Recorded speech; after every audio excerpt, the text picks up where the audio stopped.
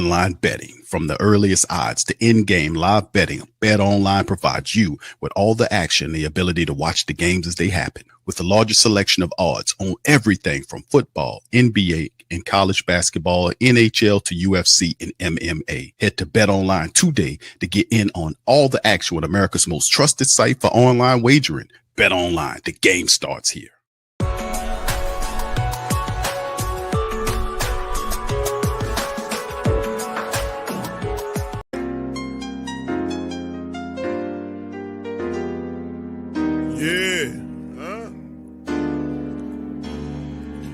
Like Benson, I'm a Who Dat. I'm a Who Dat. Long as I'm living, I'm a Who Dat. Lose or winning, I'm a Who Dat. Sports Coma, yeah, this is where we do that. Where we do that, where we do that, where we do that, where we do that, where we do that. Boogie like Benson, I'm a Who Dat. I'm a Who Dat. Sports Coma, this is where we do that. Where we do that. Welcome, welcome, welcome. Somebody please better help. Running this thing like elf. I thank God every day I'm not a felt. Go to YouTube live with Big Q and the guys. If you ain't ride or die, the bandwagon get flipped. Been marching in, that was way for the ring. I was yelling out your shame for the championship. Bucking on town, duck down. Falcons, pluck, get shut down. Panthers ain't much touchdown. The vision really belong to us now. So much hate on the Saints, you could probably tell. Ever since Bounty Gate hit the NFL, when things seem fishy and you probably smell the crooked referees on Roger Goodell. Yeah, money like this and I'm a Who Dat. Every day I'm living, I'm a Who Dat. Lose or winning, I'm a Who Dat. It's the Sports Coma, this is where we do that. Where we do that, where we do that, where we do that, where we do that, where we do that. Boogie like this and I'm a Who Dat. It's the Sports Coma, this is where we do that. You're listening to the Sports Coma with Big Q and the guys on the PRO Media Network.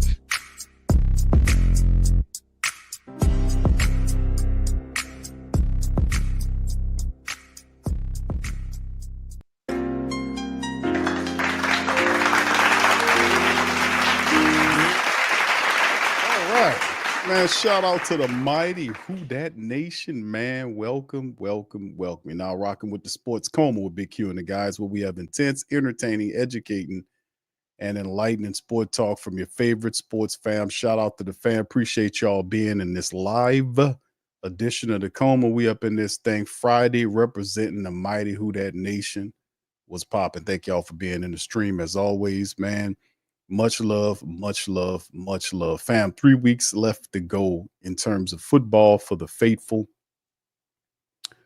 It had not been the season we thought it was going to be in terms of wins and losses. The Saints is a disastrous 5-9, and it is what it is, right? 3 games left. Only thing the Saints could do at this point, after squandering all these opportunities, is play with some courage, play with some respect about themselves, play with some energy, some effort, smart effort, and finish the season strong, as it were. So will that happen? You know, we'll see. They have been the most inconsistent bunch this entire season. And it's a lot of things, man. But in this episode, man, we'll kind of go over the injury report. We'll preview the Packers matchup, which is just the exact opposite. The Packers are 10-4. They're 5-2 at home. They doing what they do, baby. They doing what they do. So, I mean, this they're headed in a different direction from the Saints, which is very interesting because you look at everything that's happened with both these teams, and man, I tell you, you want a master class on how not to build a team. It's the New Orleans Saints, to be honest with you. The Packers roll on from Hall of Fame quarterback to Hall of Fame quarterback to good quarterbacks like, you know, it's just amazing, right? They went from Favre to Rodgers, and they got Jordan Love up there doing his thing. And they have competency. They got a lot of good stuff going on for them, and they've been doing a really stellar job. They made some really good moves. Really impressed with the Green Bay Packers, what they were able to do this year. Bringing in Josh Jacobs, who was a major upgrade there. He went up there and really handled the business, having a phenomenal year. It's going to be tough to stop that guy running like that in the cold. They have a bunch of really good wide receivers that work well with Jordan Love. So it's going to be interesting to see how everything's shaped. With the Saints have their own bit of a youth movement going on, if you think about it. Spencer Rattler it will be the quarterback as Kendre Miller will get an opportunity to play at the running back position. So regardless or not, the Saints, are moving in a direction that we'll see. We'll see what goes on with it, right? Anyway, man, we're gonna react to. We're gonna do the preview on that. We're gonna listen to a couple of interviews. Offensive coordinator Klint Kubiak and defensive coordinator Joe Woods had their interviews today. We'll go over those interviews and listen to those interviews. They're not very long. We'll also go into a little bit of news and the breakdown of the game. So big ups to you guys. Appreciate you being in the live. Much love to everybody, man. OG Jerry Cartel, good to see y'all, fam. Saints, Pelicans, chop it up with Kai. The great shout out to you, brother. Brother Gundam is in this thing. Big ups to you. Much love, fam. Appreciate y'all as always, man. And like I said, man, there's a poll question there, man, in the chat right now. Who wins the Monday matchup? Put it in the comments section, man. Let me know how you guys feel about that. Right now, currently, the Packers, 56% of the faithful believe that the Packers will win the game. What is that? 44% for the black and gold currently. So a lot of people don't believe that this is that the Saints could beat the Packers. But listen, a lot of people thought that the Washington Commanders would walk over the Saints, and the Saints actually made it a 1-point game. Had they made the correct decisions, they would have beat the Commanders. And that's what it comes down to. A series is not so much all of the injuries, but the bad decision making is really telling. It's really tough, man. Making all these terrible decisions that hurt and haunt the team through the season. And you can see how it's spilled out. The number one big decision, bad decision I guess it was actually a good decision, but the bad decision was to wait so long to get rid of Coach Possum. That was really a tough one. They put a lot of pressure on the team to then kind of galvanize to do something. And usually when you fire your head coach during the season, in most cases, it's not a postseason bid, right? It's usually not. But in this situation, they had a chance. They had an opportunity to just all the stumbling and bumbling, the half-ass play. And like I've been ultra just critical of that offensive line, man, especially over the last couple of games. I'm not giving them no praise for playing a half a game. Because if they and the thing is this too, give a full effort, intelligent effort, and if you don't play half the game, you get half the damn check. How about that? Oh no, they'll get really antsy then. But with the way those guys went out there in that first half of that Washington game and played as an offensive line was a travesty with everything on the line. So, I mean, in the end, man, like I said, we need to really dissect this team when this season is over with. And we have to start at the top going down. This team has a lot of problems. It done sucked up a lot of money from the faithful, and now it's to pay dues. It's time to pay dues. It's time to move people around, man, because how it's currently constructed, they won't have a lot of success because they have no vision. If Mickey Loomis is guiding your team has no vision. If Dennis Lauscher is guiding your team, you have no vision because Dennis Lauscher is not even present. He's not even there. He's not doing nothing Saints related. And that's a goofy ass travesty, to be honest with you. But anyway, let's get into it, man. Let's hit this injury report right quick. What's up, Chantel? Big ups to you. Appreciate you. Much love to the fan. Appreciate y'all, man, for being in the stream. Gundam says also Q Jordan Love throws a lot in tight and double coverage. This is true. He does gamble a bit. And we'll see if we can take advantage of that because the Saints defense, man, they get after you. We'll see what goes on there. There'll be some opportunities for us to capitalize on. What's up, Antoinette? Shout out to you. Appreciate you for being in the stream. Much love. Appreciate you as always. All right. So anyway, let's get into the look at the injury report right here, man. And all I could tell you is, man, like it was a lot of cuss and fuss about Derek Carr and what he was going to do. And I don't understand why he's doing that. I guess to try to keep them guys guessing, but nobody's really fooled by that. 16, 7 Saints players on the injury report for week number 16, man. How about that? 3 more weeks left. Derek Carr, left hand DNP'd. He's going to be considered out. Elvin Kamara is also DNP'd. A recent report was basically saying that AK-41 potentially, man, could possibly come back later on in the year. I know Elvin Kamara is super, um, he's super, geek to want to try to get that 1,000 yards. I like that's something big on his to do list. And he put in almost a year's worth, a season worth of work, and he's 50 yards shy of that mark.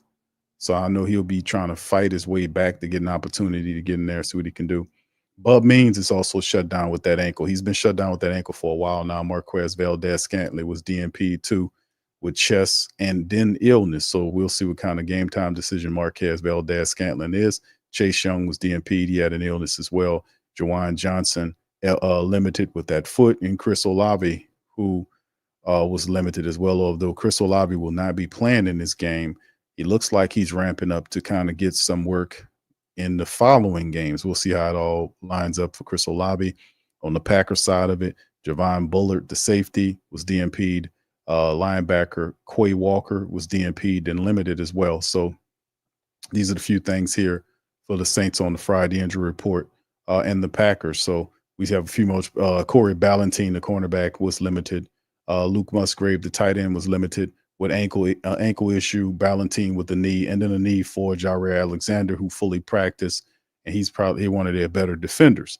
So in the end, it'll be interesting to see and what goes on in this game. And like I said, man, we can get a full out motivated game and get these guys head right. We might be able to see some action here, in terms of them winning some games going forward. But we'll look over the team as well and see what's going on. But my goodness, it's going to be interesting. Chantel says, Q, I'm going to the NFL Hall of Fame in Canton. I'm going to she says, take a tour. It's only 20 minutes from my house. Want to see what great players are there. Yeah, Chantel, that'd be a good idea, man.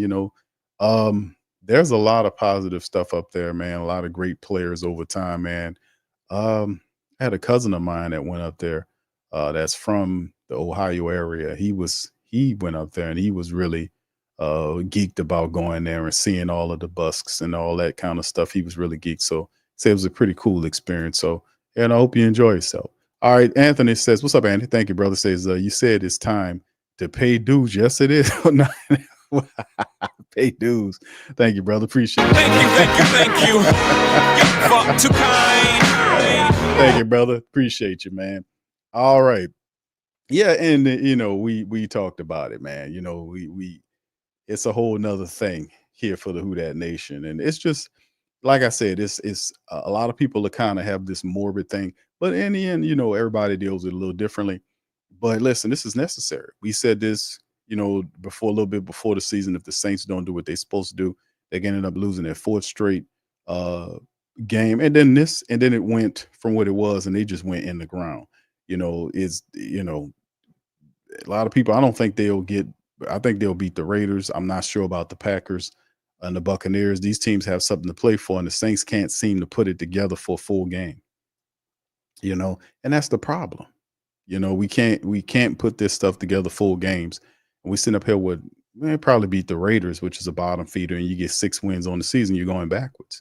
That would definitely, after 4 years, and then this year was built up as a year where you were supposed to take the step after last year, and then you go reverse worse than what you were the previous years. Like, this is going to be the worst mark the Saints had since what? Before Peyton got here? When that happens, that's definitely a situation where you have to call for change. Ain't no doubt about it. You can't have these same guys sitting up on top of this team. You just can't have it. You can't do it. Nobody's going to be excited about that. I don't know what kind of hocus pocus you're going to try to pull off, but you can't sell hope and hopium to these people and expect, oh yeah, well, Mickey Loomis did this. Man, the people ain't believe they done lost confidence in Loomis.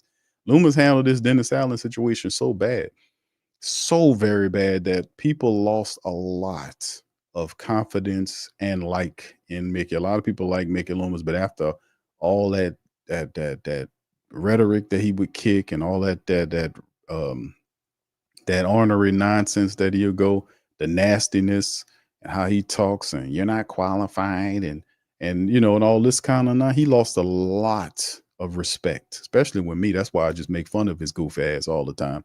But in the end, it's the Saints are a joke. They're a joke. They really are. And they're not alone. They got a company in the joke corner, in the dunce corner. They call the New Orleans Pelicans. So you got the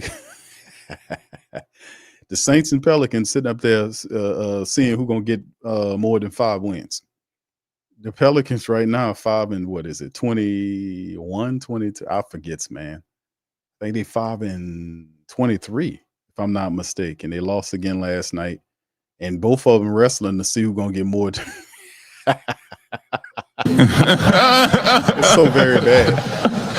Hey, they arm wrestling in the corner to see who's going to get 5 wins first.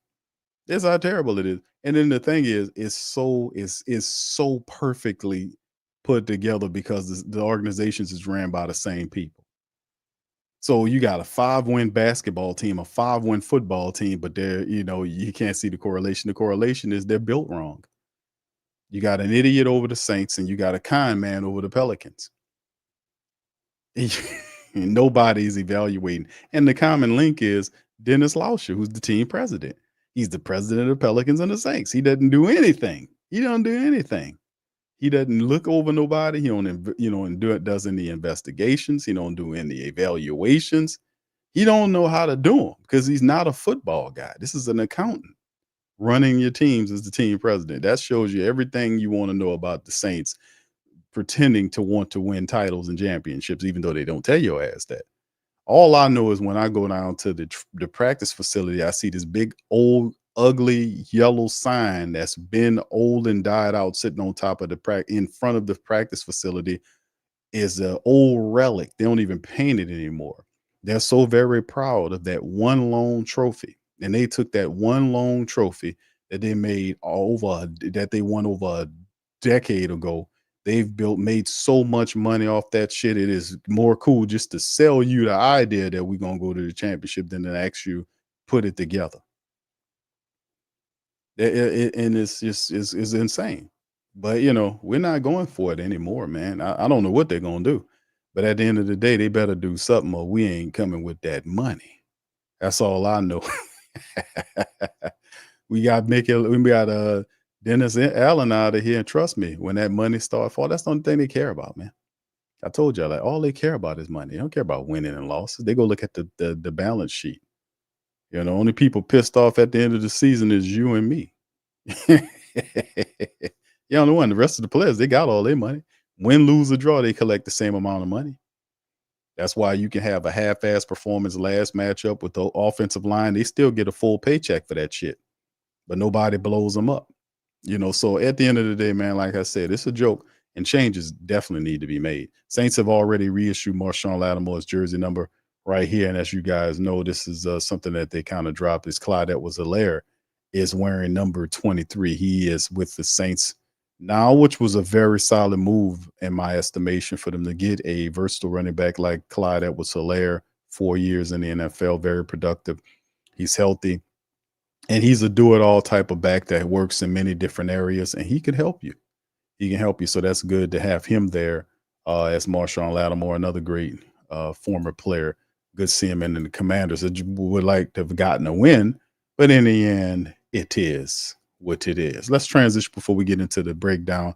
Let's hear from Klint Kubiak. This is the offensive coordinator who was tasked to bring the Saints a very good offense and kind of put them on level and par.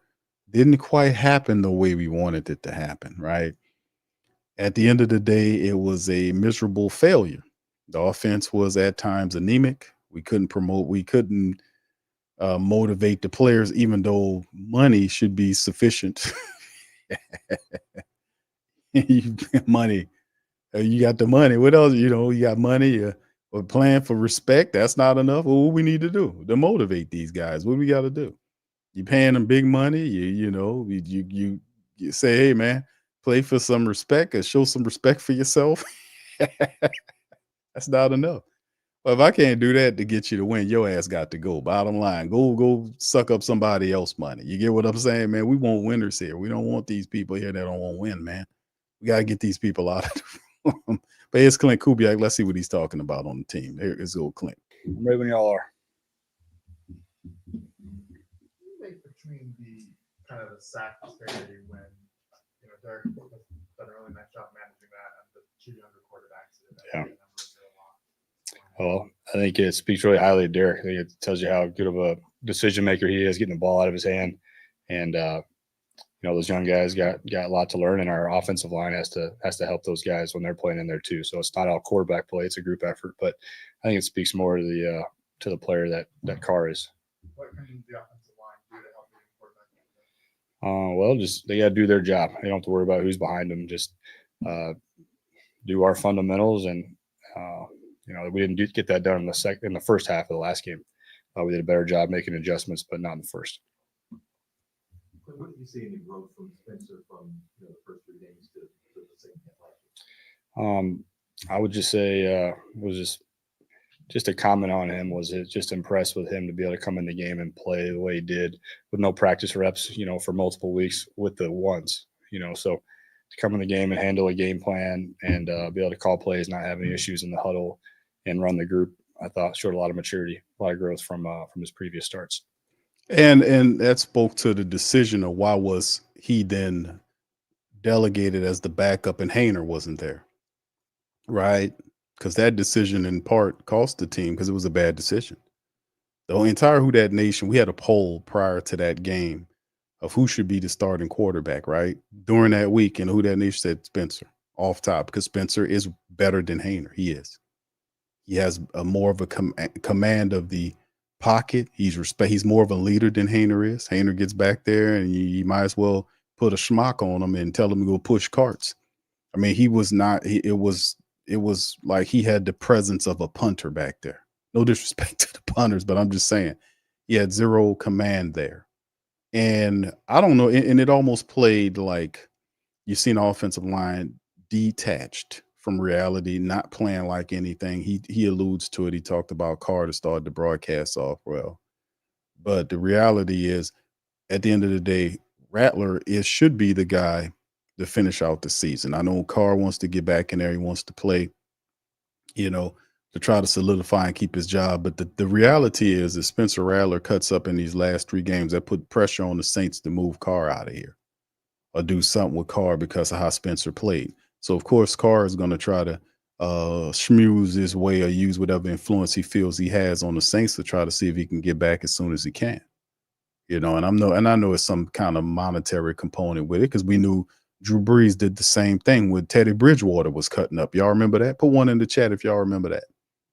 When Teddy Bridgewater was winning all of those games and cutting up back there, Drew Brees made it. He was supposed to come back after the bye week against the Falcons. And he pushed his way into there because he didn't want, he seen that it was possible that something can happen. So he kind of stepped in there and used his influence. And it's the same thing going on with Derek Carr. But in but the thing is with the whole Carr experiment, it's been a miserable failure. Let's just keep it all the way funky. This has been terrible. It's been awful, man. It's not all on him, but it's been terrible.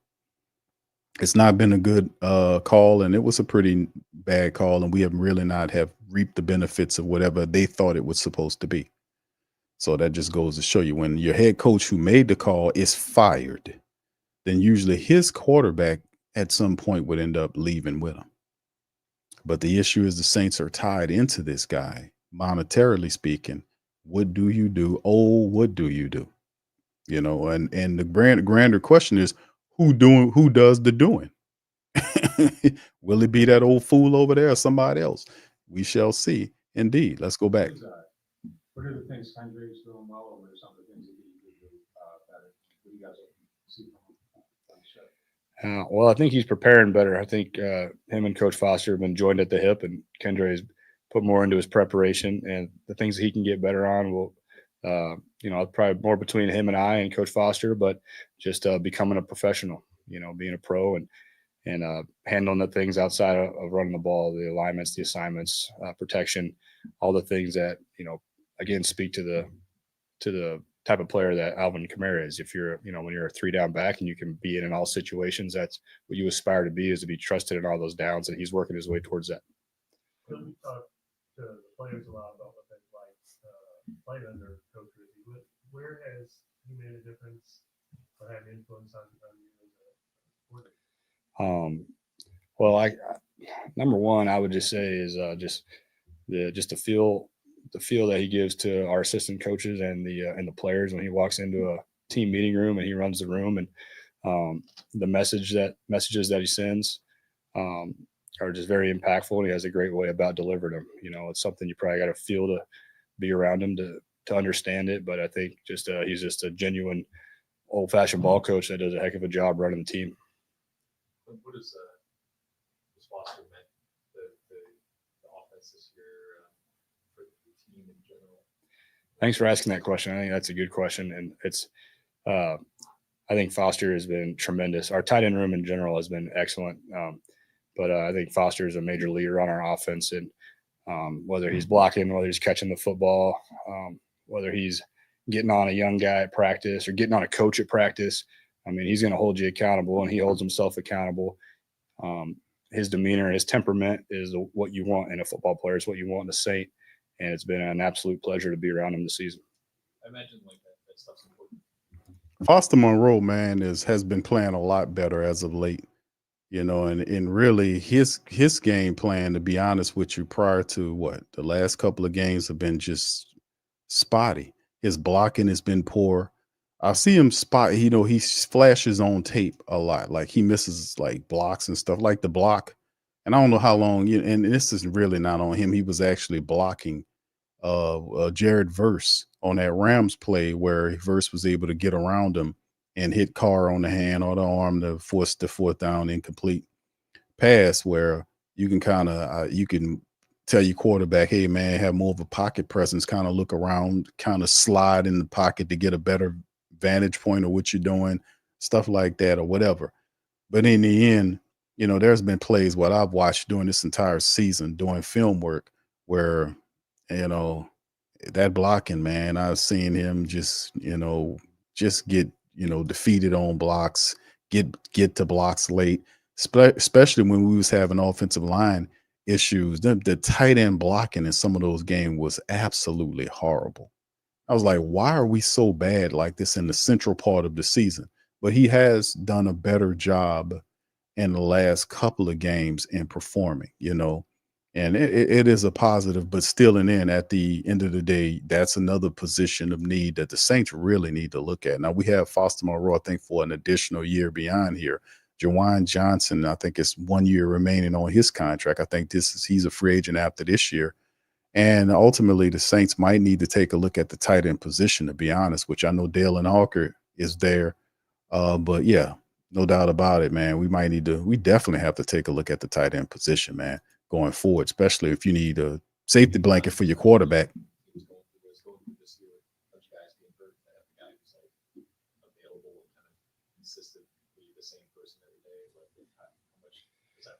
Yeah, I think it gets overlooked a lot in football is your availability, and Foster is always available, and he's battled through a really tough injury in the off season. If you'd have told me in April he'd be where he is right now, I wouldn't have believed you, because he's rehabbing his tail off, and he's been through a lot. Yeah, he has, man, and credit to Foster to be able to fighting off cancer to play football. That's something else as well. So him doing that's very big, man. Cancer is no joke. Right. Let's switch over to our defensive coordinator, Mr. Joe Woods. Talking defense, his defense under Joe Woods has been spectacular, to be honest with you, since he took over the team. The defense has playing with a lot more intelligence. Like I said, I was very surprised by how good the Saints defense was in the matchup against the Commanders, because the Commanders had the ball for like 40 minutes of the game. And the defense was out there like over 40 minutes, and they didn't exhibit any symptoms of being tired or none of that. It's like they were drinking from the fountain of youth that game, because they were flying around making plays, 8 sacks in the game, doing all kind of stuff, right? Doing it all. If it wasn't for the defense's performance in that matchup, it wouldn't have been close enough for the Saints to even do anything about it. Like, they were marching to score, and if the Commanders would have scored, that would have just killed the momentum of the game. The Saints forced them into a field goal.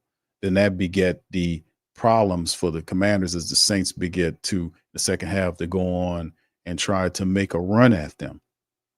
So it was the under Joe Woods, which is something we talked about all year long, that Joe Woods needs to run the defense. We've said that for years, that Joe Woods should be the defensive coordinator. He should call all the plays. But you had a miserable sashaying, backstabbing, bus underthrowing team possum on top of the team that wanted to pretend like he knew what he was doing.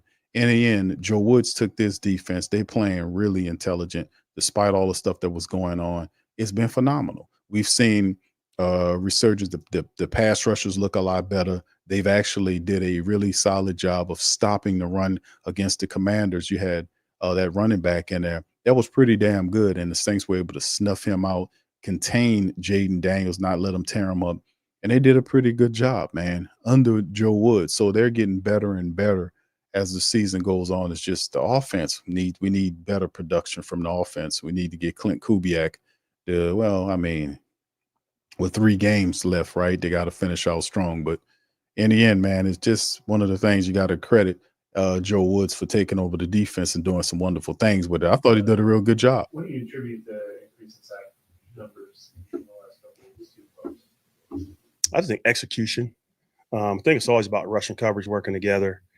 But BY does a nice job with running the games, on 3rd down passing situations. And I feel like the guys have done a good job communicating and executing what we're trying to get accomplished.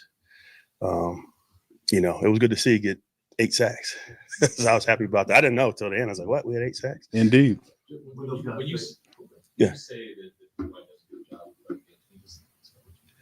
Well, it's just the teaching, just going, obviously watching the video, trying to set up the games based on the protection. Then we're spending more time trying to walk through also individual. We try to do it as a group at the end of practice as well. But I think he does a great job where those guys understand it and they communicate and they work well together. When those guys say it's going to simplify, or they made that pretty much it, kind of communication. I don't know if I would say simplify. Like I've been using the word streamline. But what happens within each coverage, we could run 6 or 7 different pass rush games. We could do 4 or 5 different things in coverage based on certain things, formation, backfield, whatever. So instead of doing 5 or 6, we're just doing 2 or 3. It's the same stuff, but just trying to streamline it so those guys can execute and play fast. I wish that would translate to the offense for real, man. BY, he's a different dude, man. With the sleeves, the tattoos. Now, I'm not going to mess with him. But he's a guy that has pedigree, right? Because he's played in the league. Yeah, so I remember. The players respect Brian what he says. When you have a guy on your staff, man, that's valuable. And like I said, he stepped into that role. I think the guys are really following his lead and doing a nice job. I gotta say, man, that was a really good call by Rizzi to do right away, because he only really demoted one coach, and that was the defensive line coach Grantham, who Coach Possum put there. Brian Young's been the pass rush guy for I don't know how long. For him to now get a promotion to be the D-line coach and see him behave in this manner, that man should have got that job a long time ago, right? So, I mean, it's just good to see it happen. And Coach Joe Woods, man, is just like I said, he's been a guy that coached defenses before. One of the family members says, does Joe Woods stay? I mean, I would not be upset by Joe Woods, staying around and being that guy, I wouldn't be upset about that at all. Getting Coach Woods to come back as the defensive coordinator. Maybe that happens with the next coach, I wouldn't be upset about that at all. Right. Klint Kubiak, that's a different thing altogether. Because what he was saying, he just didn't deliver. It was too much. It was not, it just didn't hit like it was supposed to. Like, I don't know. It wasn't the type of situation offensively, because we needed the offense to do a lot this year, and they simply couldn't do it. The guy was milquetoast in his play calling a lot. He didn't have the team still offensively doesn't have much of an identity. We don't know what the Saints are, right? I mean, tell me what they are. Are they a passing team, running team? Nobody knows. They're not a balanced team. They don't do anything equally as well as the other. If you look at the stats, say they do this, that, and the third, but do the stats meet what you see on the field? Sometimes it does, sometimes it doesn't.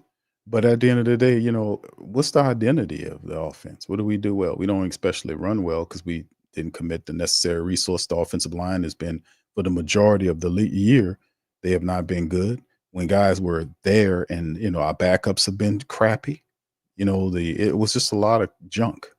involved. We were just not there. Then the play calling was incredibly predictable. Same calls or plays being called over and over again. Even the Giants figured it out. The Giants was watching and we made a jokes about it, like, damn, I thought there were other wrinkles here. He just ran flat.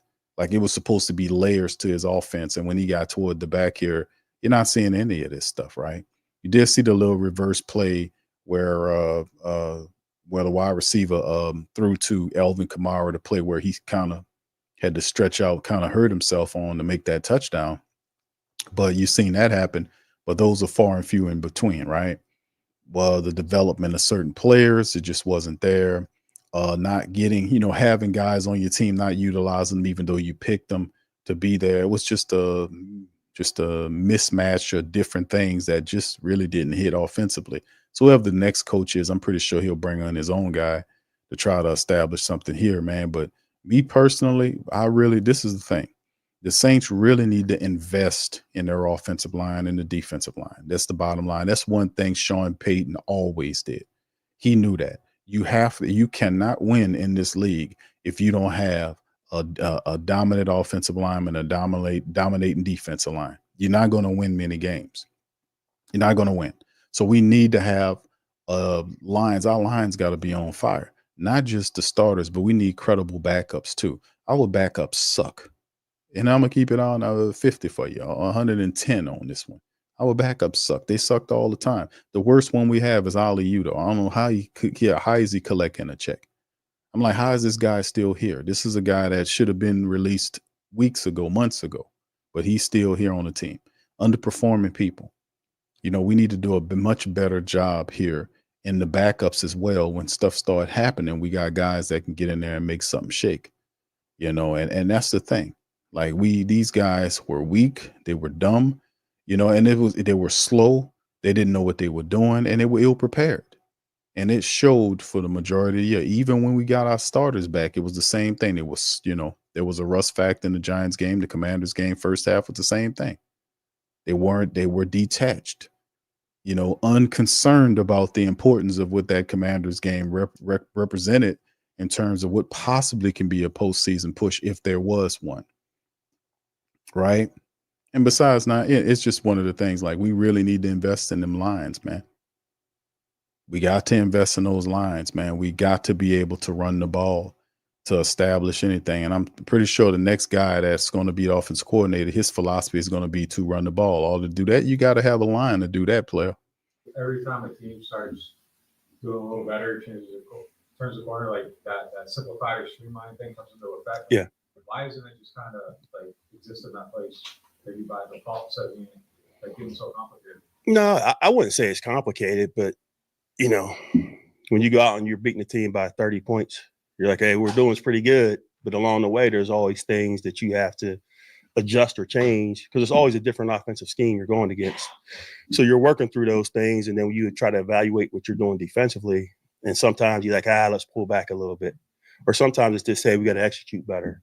So it's a little bit of everything. And again, we're doing a lot of the same things, maybe setting it up a little bit different, but just trying not to get too much out of a certain call.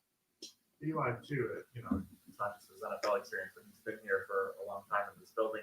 How do you notice that kind of help the players? Well, like I said, I've only been here for 2 years, but he knows everybody. You know what I mean? But I think there's just a lot of respect. I think the guys, again, they value what he says just because he's played in the league. He's been in the trenches. He's done what they're trying to do. So, again, I just sit there and I see the relationship, the way the guys respond to him. I think it's been very positive, since he's taken that lead role. I got to give it to him, man. A spectacular move by doing that, getting Grantham out of the way. Ultimately, Grantham ended up taking a coaching position with Oklahoma State. But that was a solid move on the defensive side of the ball. I wanted a corresponding move offensively, because like I've said, we didn't go over there at all. We didn't touch that side of the ball at all, and that ultimately cost us. All right, what's up, Jacob? Shout out to you, Mr. O. How you doing, sir? All right, Anthony Sands, are you saying I'm not saying he's worse than Pete Carmichael. My goodness, that milquetoast guy. No, it was just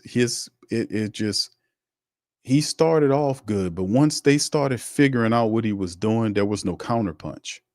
You get what I'm saying? There was no backup plan. And then when stuff started happening, and the philosophy is, and they are taught that, right? Like the football going public will then say injuries was the concern why we lost, but a football coach would never use injuries as an excuse, because his job is to get the next guy that's stepping in, ready to do what he needs to do to keep this winning. Because regardless or not, everybody deals with those things, and you have to factor that in your game plan, or your success plan is that, hey man, let me write this in here. Injuries is a part of it. We have to be able to adjust around these things if we need to make trades before the deadline pop. If we got to hit these people's practice squads, if we got to sign people off the street, we're going to have to do these things, and and be right on them. We're going to have to build our depth chart a little bit more strategic. We have to get the best people we could possibly get, and not just pick somebody to sit on the practice squad, from Canada somewhere that ain't ready to play. No, you want to be able to put people in place that if you need them to, then you can pull from them and bring them to the team, and activate them for whatever you need it to be. And we just didn't do that enough, and it shows. That's why you're a 5-9 club. A lot of these other teams that were dealing with injuries too were moving and grooving and doing these things. They're not going to let anything stop them, whether it's injuries or whatever the case may be. The ultimate goal is to get to the postseason land, to have an opportunity to play for a trophy. That's what it comes down to. And that's a long plan. And in that plan, you got to have injuries in there. You can't tell me that this idiot created this plan and then didn't factor in the fact that injuries are ultimately going to hit your team at whatever area you have players in. None of these players, all of these guys are going to lose some time because of injury. Some of them, that's just what it is. All of them, all of the guys, most of them guys miss time for injury. It happens. So you have to be able to plan around it. You got to do the 3 things I just talked about as best as you can, while all the other teams are dealing with the same stuff. That's why it's super competitive to win in the NFL, because they're dealing with the same things you do. There is still injuries. It's not a reason why you should be losing games. It's not, and it's not acceptable.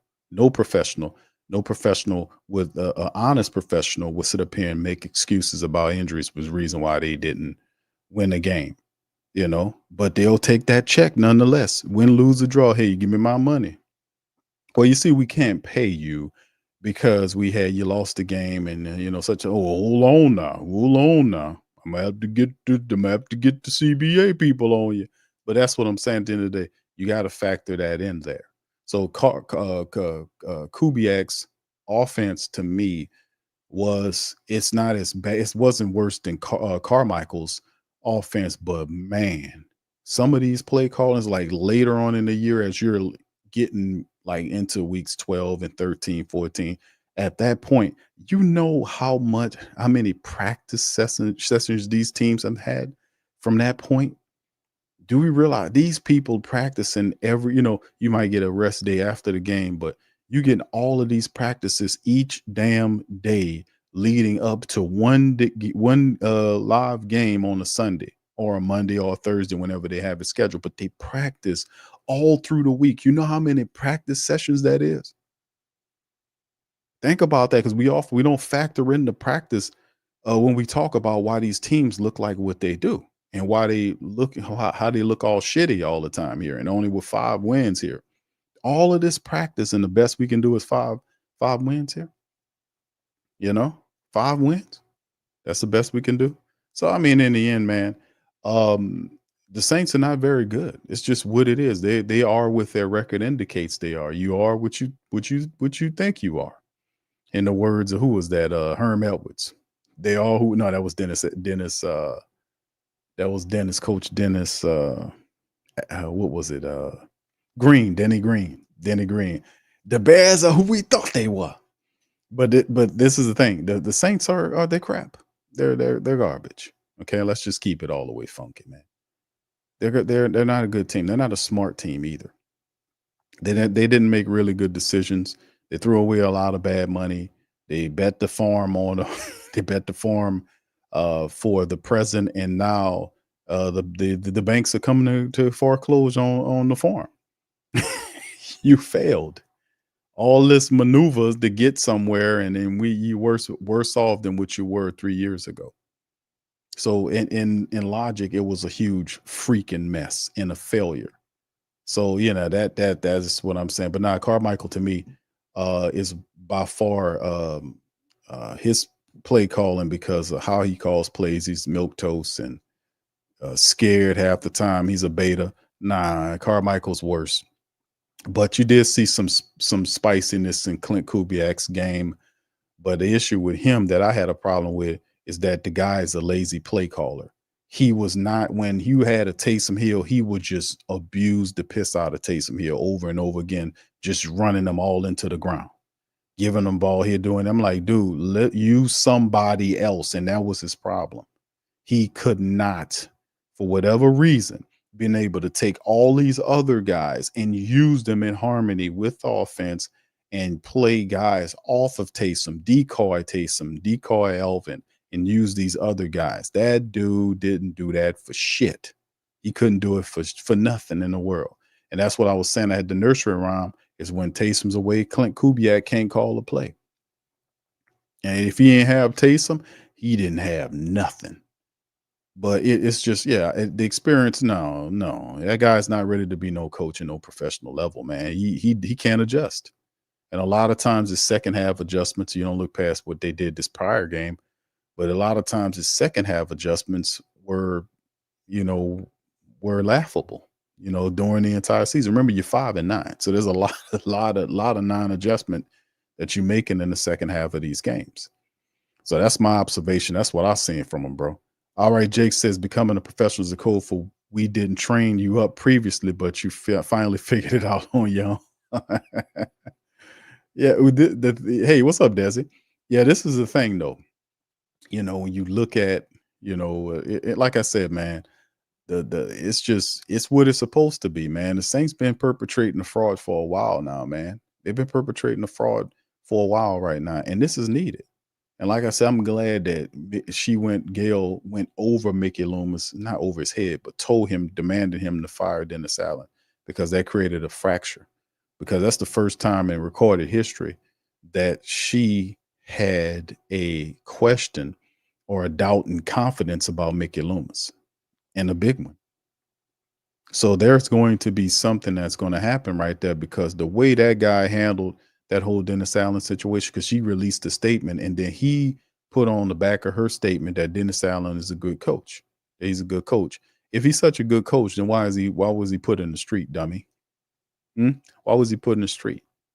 Well, because of stress and pressure from outside. That's what he was saying, from outside force, or whatever the hell he said.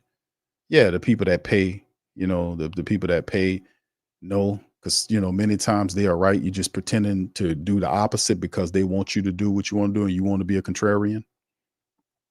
Sometimes the people just right, man. And the people watch enough of the Saints, they know what time it is, man. You can't tell somebody that watched the Saints, listen to all their shit, and know these players and their philosophy, if they got one, what they're going to do. This is what we do.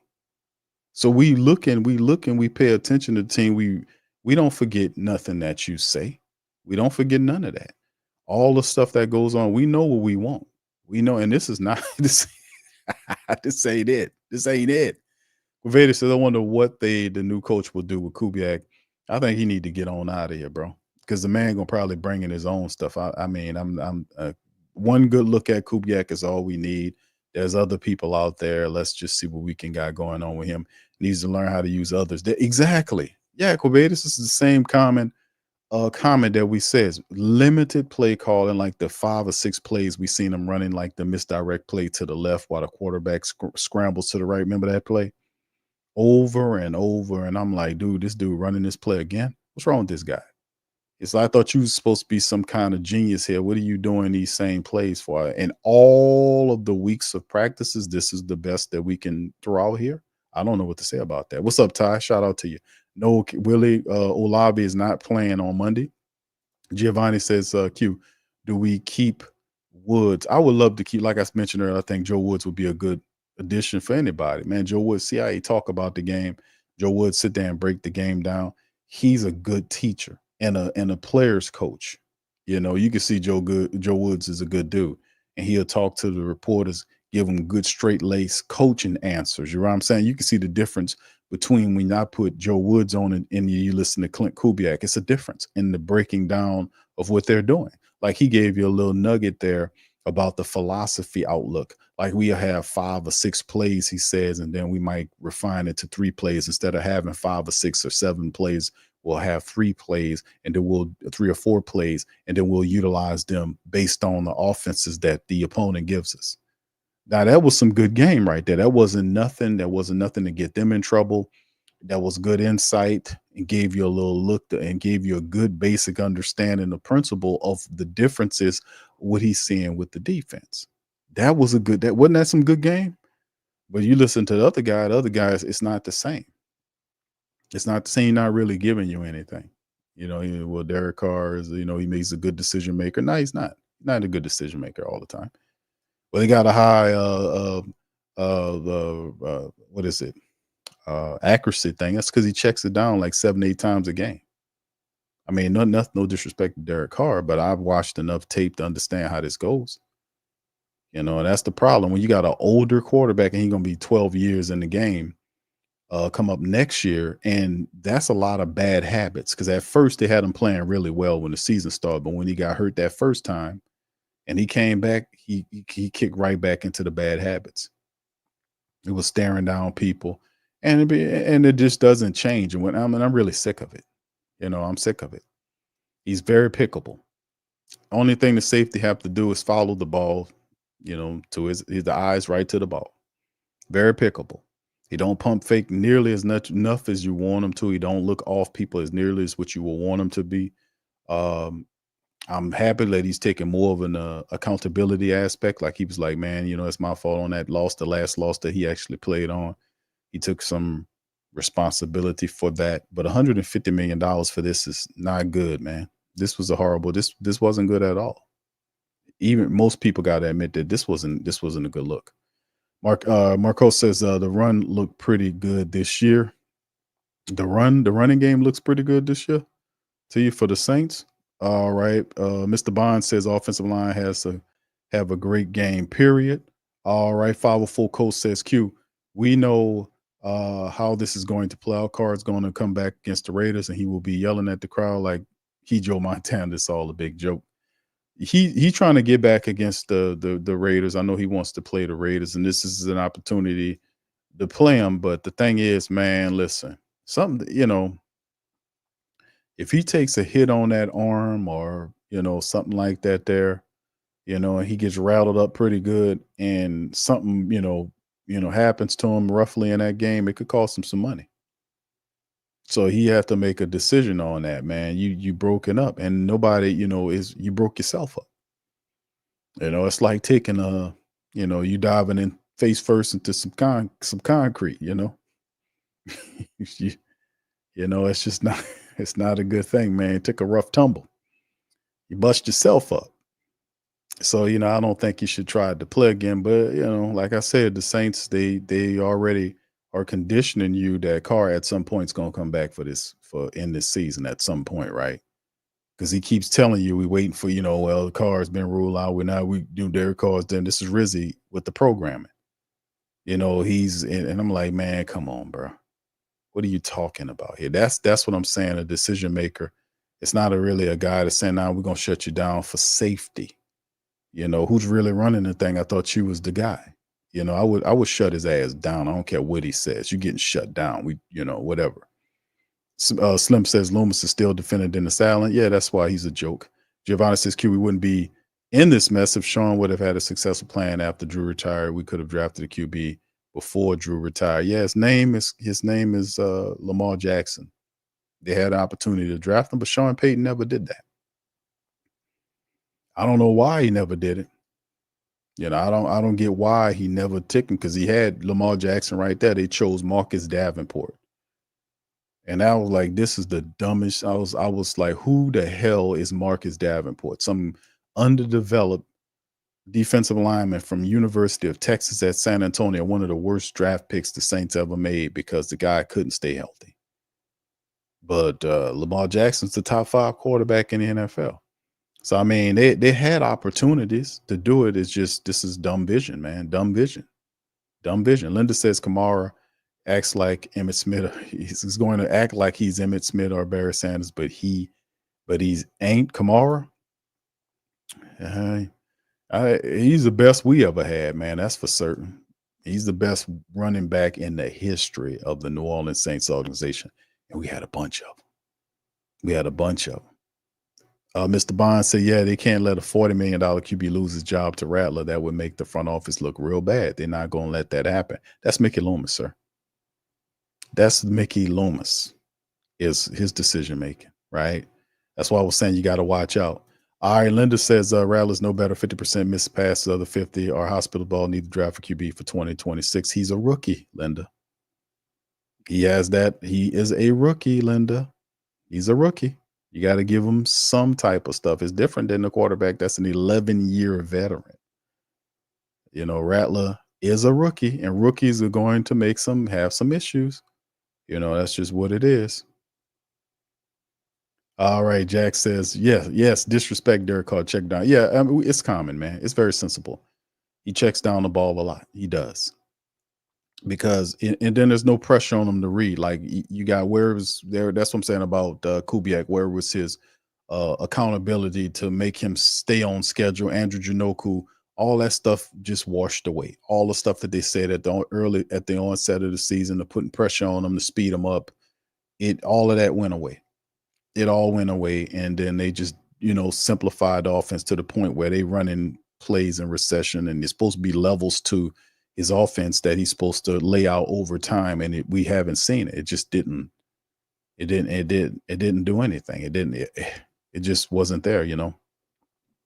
Eldor says I'm good on Rizzy as well. I want a new coach with no ties to the Saints. Yeah, Rizzy, like I said, Rizzy did a good job with the defensive line. Naming Brian Young as the defensive line coach, putting Joe Woods over the defense. He made some good moves on the special teams, but did nothing with the offense. I've been saying this for a while. He did nothing with the offense.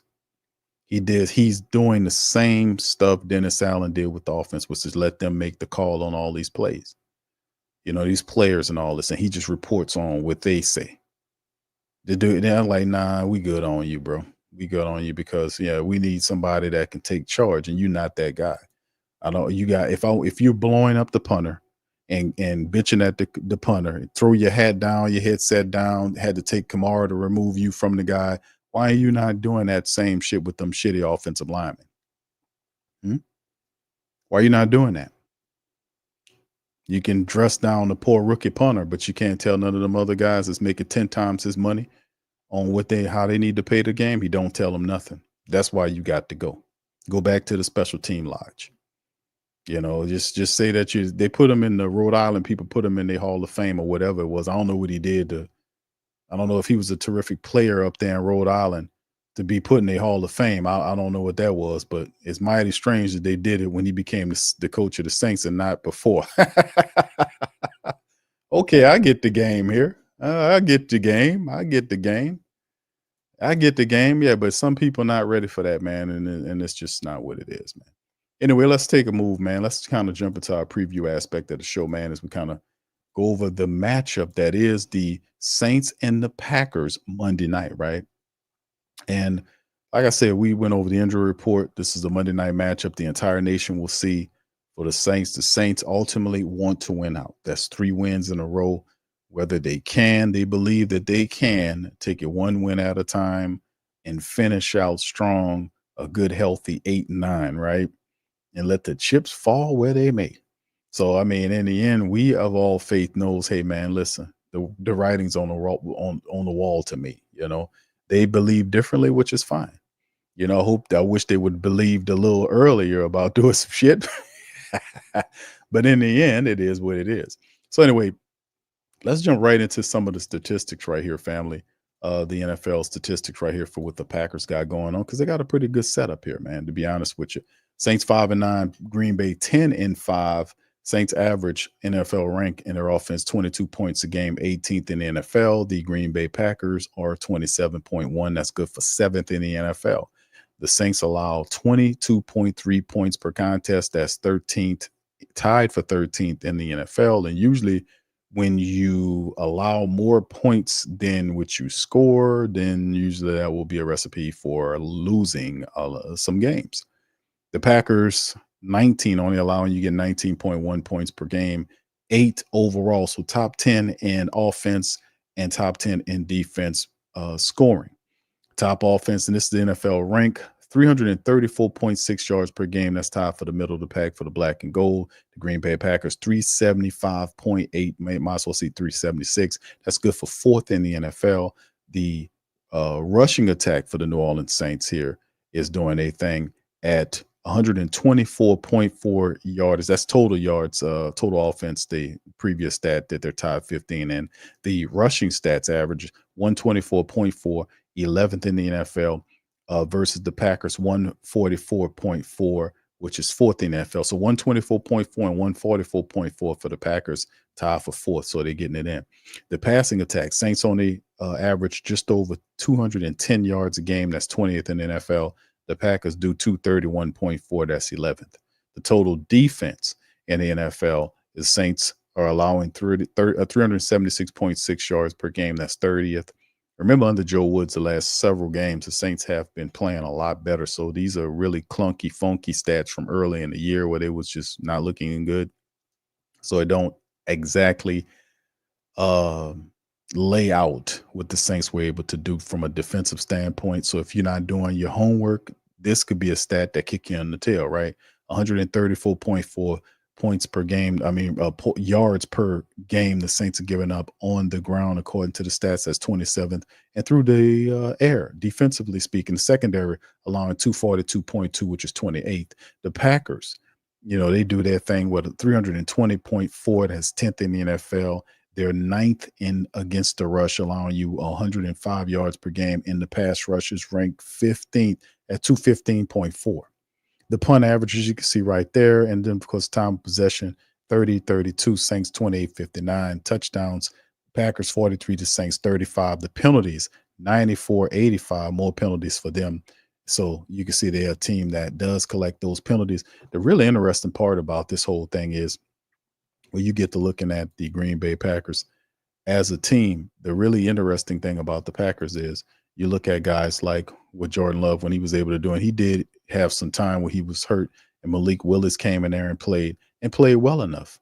And that's the thing about having a good quarterback play behind, because a lot of people didn't expect Malik Willis to step in when Jordan Love was hurt and be able to play well enough to keep the Packers winning and doing some positive things. But Jordan Love, on the season, almost he just shy of 3,000 yards. He has 23 touchdowns, 11 interceptions. He's sacked 11 times, has a rating of 98.5.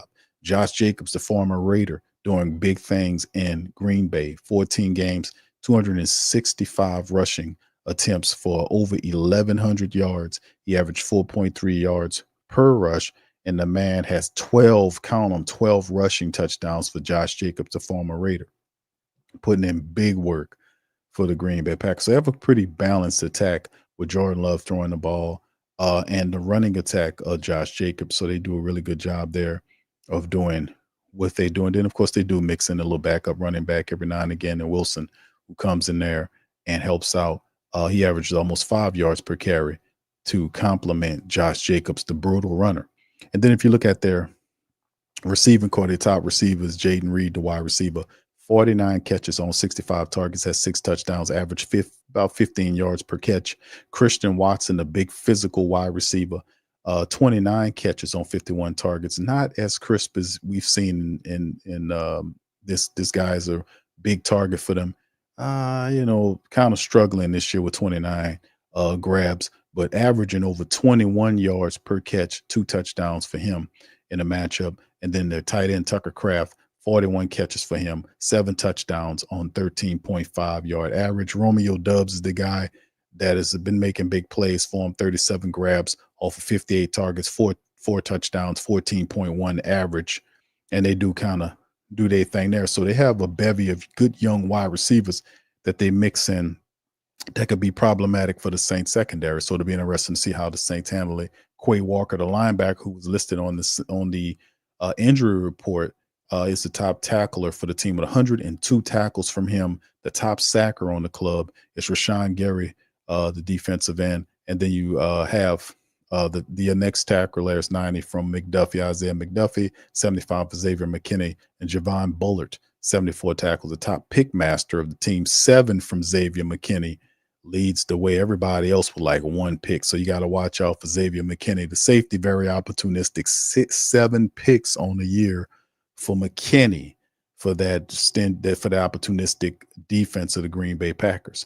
Jair Alexander, who is a pretty solid cornerback in his own right, is there as well. And we'll get ready to go through their injury. Oh, well, actually a depth chart. We already did an injury report to kind of mix up. But this is a team right here the Saints just got to watch out for.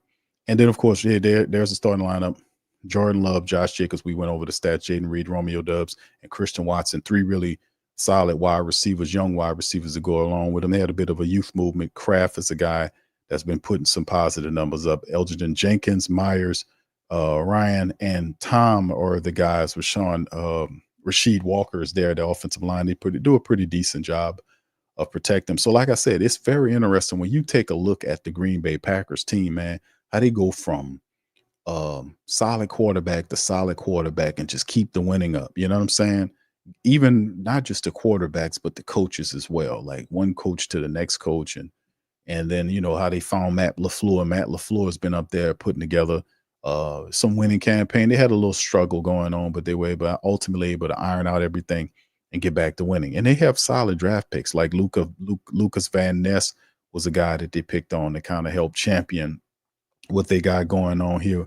This is a guy that's a big defensive end out of Iowa. They picked him up last year, and he's been a pretty solid opponent up front for them from Iowa. This dude was actually pretty good in college. And Rashawn Gary is the dude that actually leads the team in terms of sacks, 6.5 sacks, 6'5", 277 from out of Michigan. And they have a good youth core pick. Kenny Clark is another solid player inside the middle. Quay Walker is questionable. Edgerrin Cooper, Isaiah McDuffie, we talked about them being some of their best tacklers. Jair Alexander is believed to be their best cornerback there. And then, of course, you look at Keshawn Nixon. Javon Bullard is also on there. We talked about him being on the injury list as well, and see whether he play. I think he will play in the matchup. You see Xavier McKinney, the safety, along with Evan Williams, are their secondary there. So, like I said, they're not a well-known group of people, but they play well together. They got 10 wins on the season. Brandon McManus is a solid kicker for them, and they got game at all levels. To be honest with you, it's not going to be an easy matchup. Plus, if you look at what's going on with them, this is going to be a cold game up there that happened. They're anticipating the game down decisions to be cloudy, but the cold mentioned at 31 degrees in Green Bay that night for the Saints. So it's going to be a cold matchup for the black and gold. And of course, y'all remember the last time the Saints played the Packers. The Saints were beating the Packers. What was it? 17-0. And then the Packers railed off 18 straight points to beat the New Orleans Saints. Y'all remember that? I know y'all won't remember that, but that was the last time that happened, man. Right here, September 24, 2023, the Saints had a 17-point lead in the third quarter when Derek Carr was knocked out of the game with a right shoulder injury on the sack. Without Carr, the Saints couldn't hold on to the lead as Green Bay rallied for an 18-17 victory Sunday at Lambeau. Veteran quarterback Jameis Winston came in for relief for Carr and made several strong throws to star receiver Michael Thomas, but the offense could not sustain the drive, punting on 5 possessions in the second half. Rookie kicker Blake Grupe had a chance to give the Saints a lead, but his 46-yard attempt missed to the right. But 105 to play, it was the first miss of Grupe's career. So there you go there. That's the last meeting, the last time we played this team, which means the Saints were in position to actually win this game and take care of business against the Green Bay Packers. Just a little insight. So they were in that game. And boy, that was one of the worst losses of the season that we had against Green Bay because, you know, that was just an awful thing. We had the game and couldn't and literally let the damn thing go. And that was one of them games like I just couldn't believe it. I was like that sucked. That was like a kick in the teeth, that game. But anyway, keys to victory for the game for the New Orleans Saints coming into this thing, right? Keys to victory. Cold, it's going to be cold, right? And usually when you go to a cold environment, and it's going to be 36, whatever it is, the low 31, I think it was. It said AccuWeather, game prediction weather, 31 degrees. Now they say it's supposed to be cloud. I don't know if the wind's going to be there involved, but it's going to be cold. And usually in cold games, you need two things to win. You need a strong running game, and you need the defense to travel. That's the two things you need, in a cold type situation, a road game in which is cold. You need the running attack and you need your defense. That's what you're going to need. So, and of course, we will see it won't be Carr, obviously. It'll be Rattler out there. So once again, the Saints will have to kind of get that offensive line. We spoke about this in the previous stream. Like the offensive line is going to have to man up and handle its business. And if the Saints are going to have victory against the Green Bay Packers, the offensive line is going to have to bring it. The offensive line is going to have to bring it for full 4 quarters. They can't be out there dogging around and screwing around and doing all this craziness. They're gonna have to come out with the right mentality to dominate, and it's not going to be easy because the Packers have a pretty decent unit right up front that they'll be battling with. So the Saints gonna have to take care of business. This is the 3rd game that we've had all 5 starters back. So it's supposed to be getting better in terms of us being able to run the football. I don't expect the Saints offensive line to come out and have one of these shitty starts to their games. This is the 3rd straight game in which we had all of those guys back. They should be a lot better than what they are. They should play a lot better than what we've seen over the last 2 games. They should play a full game so that the Saints can run the ball. We're not going to have Elvin in this game. We're not going to have Chris Olave, obviously. So a lot of our guys we count on, the Elvins who kind of took it, he's not going to be available. We're going to have Kendre, Jamal Williams. We're going to see Clyde Edwards-Helaire at some point in there, probably. MVS is dealing with some issues, so I think he is going to play as well. So the Saints are going to have to run that football and get into the play action to help that young quarterback out in Spencer Rattler. That's the bottom line. The offense has to be counted on. The offense has to do its job to get into the running attack. We got to. The defense, I think the defense will do what it's doing. I think Coach Woods will have them all set up to win. I love how the defense has been playing as of late under the tutelage of Joe Woods and what he's been able to do with Coach Brian Young with the defensive line. They've been flying around making plays, but at the same time, the defense will be called upon to kind of slow Jordan Love down and what he does. I think Jordan Love would give the Saints a pick in this game. He does like to gamble every now and again. A tough test for the Saints will be slowing down Josh Jacobs, who is a guy that really stirs the drink for him. We know Jordan Love is a guy, 23 touchdowns, almost 3,000 yards, having a pretty solid season, but really the good compliment, having a strong running back like Josh Jacobs there to hand the ball off to. That's big. So the Saints been doing a pretty good job slowing running backs down. Could they keep this going with Josh Jacobs? And plus, watch out for those sneaky young wide receivers who are pretty crafty. So the Saints will have to keep up the pressure on Jordan Love, do the same thing, slow down Josh Jacobs, and also contain Jordan Love because he will run on you too. He has the propensity to kind of leak out and run on you. You got to watch him. He does do that too. So those are some of the things that we're looking at for the matchup with the Saints. Offensive side for the Saints, keys of victory. The offensive line got to bring it, man. No doubts about it. Also keeping the turnovers down, the pre-snap penalties, all this kind of nonsense. Saints got to play with intelligence, and they got to play from the kickoff to the end, the last whistle. They got to play a tough, strong, hard game the entire game to have a chance against the Green Bay Packers. And if they do that, man, it'll be a close win. But in the end, man, we'll see. We'll see what happens here, man. I just don't have any faith in our offensive line. I don't think they're as good as what we thought they were. especially Lucas Patrick, especially Cesar Ruiz. I just don't like the fact that Cesar Ruiz get beat as much as he do. And nobody, well, y'all see it. But I think at some point that has to be addressed. Cesar Ruiz gets beat too much, man. He really does. He gets beat too much. He gets beat way too much for my liking, man. You know. All right. So anyway, much love to y'all, man. And it's a poll question, man. I've been asking for y'all to hit on who wins. And I think, well, look at that. 52% of the Who Dat Nation said that the Saints are going to win the matchup. How about that? It flipped.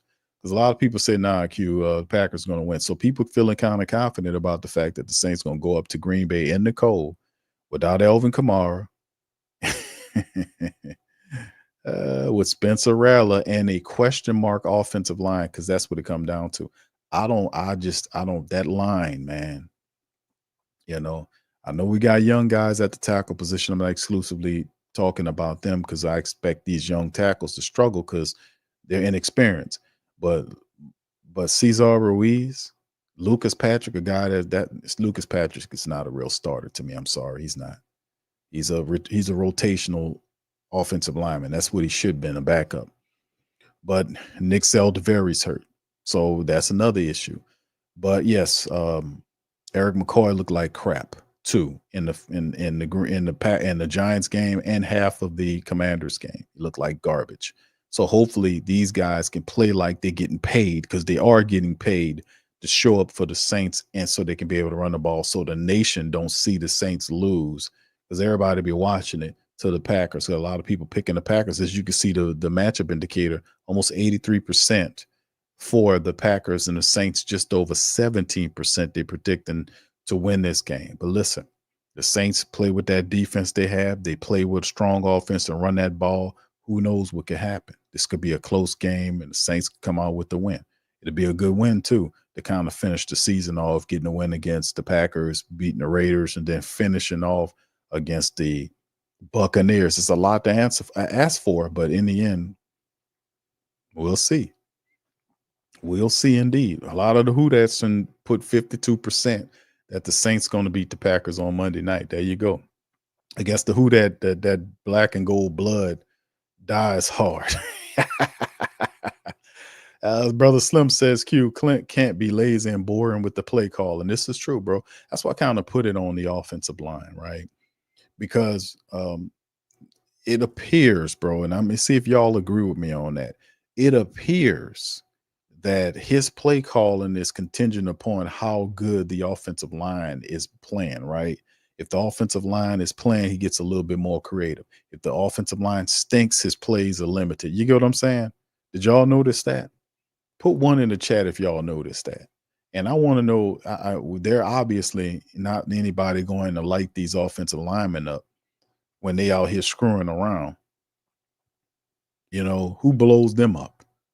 Who bitches and complains at them like like Rizzy did with Hayball? Does anybody tell those guys anything? No, nobody tells them nothing, do they? Nobody says nothing. See, I don't like that, man. Where's the accountability in that? Then listen, fam, y'all know this. When you have a 5-9 team, guess what? The accountability levels are very low. Even though the coaches are talking about he keeps the guys accountable and all this kind of stuff. A guy can't be keeping anybody accountable that much if he's missing blocks and dropping passes. You know what I'm saying? If he's missing block, he can't tell a man next door, hey, man, you got to pick your shit up, man. You holding us back. He can't say that. He's a hypocrite if he does that. A guy that's missing blocks can't tell a guy next to him, hey, man, you need to stop missing blocks. When you 5-9, who's really accountable? Obviously, there's a void of accountability here. There's a hole in the accountability jug, and we just losing it all over the place for a 5-9 team, right? Shit, you 5-9, accountability is not in the building. Let's just keep it all the way funky. If you sitting up there at 5-9, let's be all the way real with it. You know what I'm saying? Anthony, what's up, brother? Says if you want to win a Super Bowl, you want to. He says you have to win a game like this. Yeah, everybody counting them on out of there, except for the 50+ people in the stream that picks the Saints to beat the Packers. I am however, on the 48% side of things. I do not think the Saints will beat the Green Bay Packers. I just don't. And the number one reason for it is because I don't have faith in the Saints offensive line. I'm sorry, I don't. I thought what they did in that Commanders game when everything was on the line, that line came out there and did shit in half of the game. For a half of a game, they did nothing but got beat badly. They got beat badly. And I was like, man, these people are not serious about it, because there ain't no way on this planet that if you were serious about winning, you would have came out with that kind of performance. You wouldn't have done that. So, I question their heart. Yeah, I question your heart. I question your heart because you're a 5-9 fumbling, stumbling, bumbling ass team who can't seem to get it right. So in the end, that's my biggest problem with the Saints is they got these starters back and they play, it's just not looking good. They can't consistently keep the running, and that's what's going to be called upon. You can't expect Spencer Rattler to stand out there and throw all that shit to throw against them people and carry the day. The offensive line got to get back there. They got to keep them upright, number one. And number two, they got to get into the running attack. They got to give Kendre Miller, Jamal Williams, Clyde Edwards-Helaire. They got to give these guys an opportunity to get going with the running attack. Take the pressure off the quarterback so he can then start passing the ball to his tight end, his wide receivers, and do what he needs to do to move the offense. I believe it'll be a kind of a gritty game. I don't think it'll be a shootout. I think it'll be somewhere inside between 14 to 20 points scored by either side. I think there'll be a turnover. The Saints defense will have 3 to 4 sacks on Jordan Love. I think there'll be a turnover involved for the Saints defense. And it could possibly come down to a situation where it'd be a 1-score win for the Packers. I just don't see the Saints. They could prove me wrong, but they got to do all that shit in the cold weather. And I just don't know. I just don't. They have not showed me as of recent that they can dominate like they did early in the season. They just don't have the same energy, the same magic, the same IQ plan. It just all looks different. It all looks different. All right. Big up. See a lot of ones in the building. Shout out to y'all, man. I see them ones there. All right. Desi says, do we really have Clyde Edwards? Do we really have Clyde? Yeah, you got him. Yeah, he's here. They signed him. Matter of fact, I just showed an article. He's wearing Marshawn Lattimore's old jersey number 23. So yeah, he'll be used in some capacity because we're down AK-41. I'm pretty sure they want to go into the game with 3 running backs, and Clyde Edwards-Helaire is not exactly some rookie wide running back. When he was drafted by KC, he got action right away.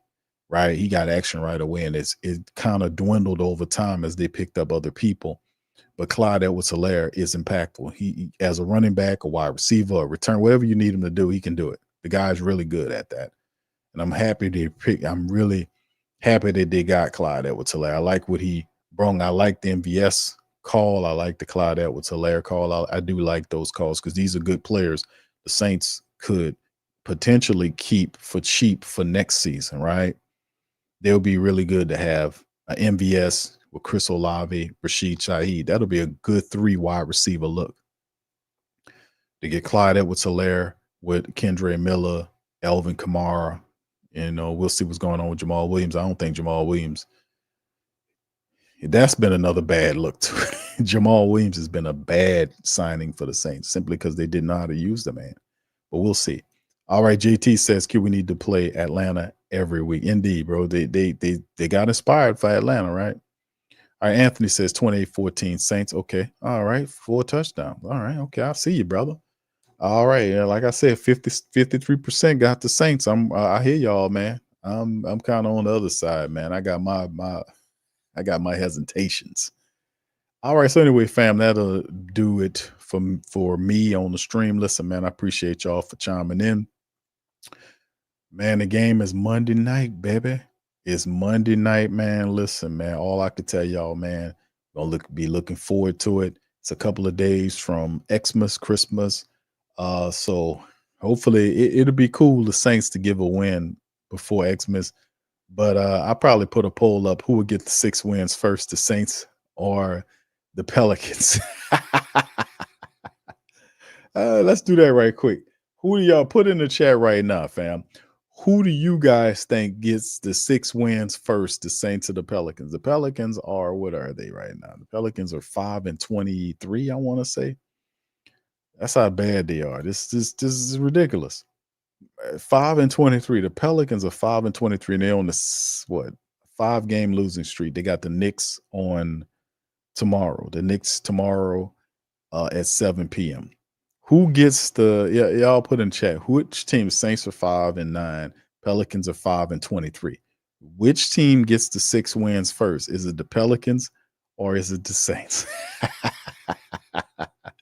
I think it's going to be the Saints, because I don't think the Pelicans is going to win another game until New Year's. Not even New Year's, because on New Year's they play the Miami Heat. So I don't think they're going to win. I think they'll probably get a win against the Washington Wizards, which will be later on in that week, which is around the 3rd or the 4th. They play the Washington Wizards, not back to back, but like a day apart from each other. They'll play the Wizards. So I don't think the Pelicans are going to win a game for the rest of this month. They got a really difficult schedule. I'm going to have to say the Saints, because the Saints got the Raiders after the Packers. They might get that win then. Terrible.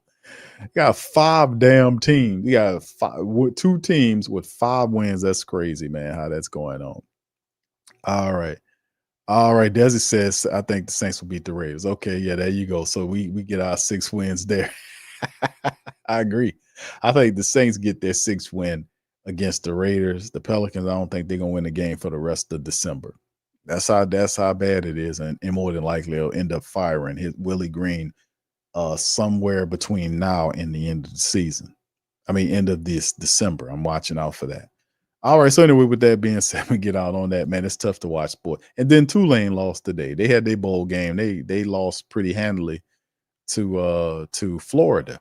I watched Tulane play a little bit today. They lost today. So, man, we don't catch a breakdown here, do we, y'all? All right. So anyway, with that being said, I'm gonna get out on that. Y'all do me a service. Hit the like button. Hit the subscribe button. Feel free to share the show on your social media feed. Feel free to check out our sponsors, Mint Mobile, Teach Henley. They're giving sales right now, 50% off for Mint Mobile right now. Check the link in the description section. Also, Teach Henley has holiday savings going on as well. And then, of course, Bet Online, man. Get a little holiday cash, there. So with that being said, man, we're going to get out on that. I appreciate y'all, man. I'm going to holler at y'all on the next broadcast. Peace. Who Dat? Yeah. Boogie like Benson, I'm a Who Dat. I'm a Who Dat. Long as I'm living, I'm a Who Dat. Lose or winning, I'm a Who Dat. Sports Coma, yeah, this is where we do that. Where we do that, where we do that, where we do that, where we do that, where we do that. Boogie like Benson, I'm a Who Dat. I'm a Who Dat. Sports Coma, this is where we do that. Where we do that. Welcome. Somebody please better help. Running this thing like elf. I thank God every day I'm not a felt. Go to YouTube Live with Big Q and the guys. If you ain't ride or die, the bandwagon get flipped. Been marching in, that was way for the ring. I was yelling out your chain for the championship. Fucking on town, duck down. Falcons, pluck, get shut down. Panthers ain't much touchdown. The vision really belong to us now. So much hate on the Saints, you could probably tell. Ever since Bounty Gate hit the NFL, when things seem fishy and you probably smell the crooked referees or Roger Goodell. Yeah, probably like this and I'm a Who Dat. Every day I'm living, I'm a Who Dat. Lose or winning, I'm a Who Dat. It's the Sports Coma, this is where we do that. Where we do that, where we do that, where we do that, where we do that, where we do that. Boogie like Benson, I'm a Who Dat. It's the Sports Coma, this is where we do that. You're listening to the Sports Coma with Big Q and the guys on the PRO Media Network.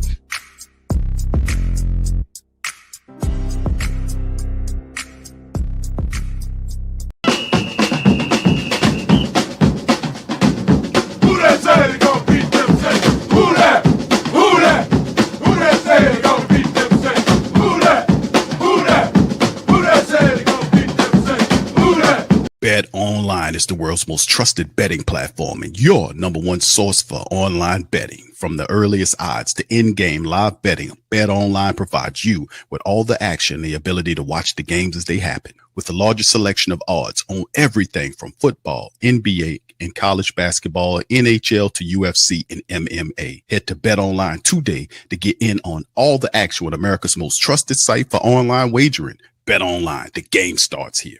Bet.